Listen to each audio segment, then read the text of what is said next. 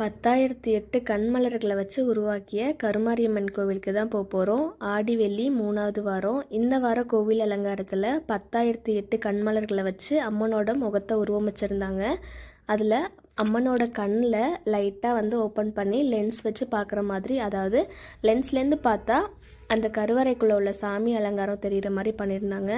நிறைய கூட்டம் இருந்துச்சு.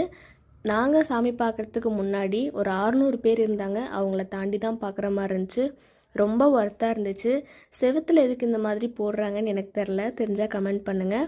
அப்புறம் ஆடி வெள்ளி 3வது வாரம் கருமாரியம்மன் கோவிலுக்கு வந்தவங்க மறக்காமல் கமெண்ட் பண்ணுங்கள். இந்த மாதிரி வீடியோஸு உங்களுக்கு ஏதாவது வந்துச்சுன்னா நீங்களும் கமெண்ட் பண்ணுங்கள் பார்த்தீங்களான்ட்டு. சாமி அலங்காரம் நான் மட்டும் இல்லை, நீங்களும் பார்க்குற மாதிரி வச்சுருக்கேன். எப்படி இருந்துச்சுன்னு பாருங்கள். லென்ஸ்லேருந்து பார்த்தா சாமியோட முகம் இப்படி தான் தெரிஞ்சிச்சு.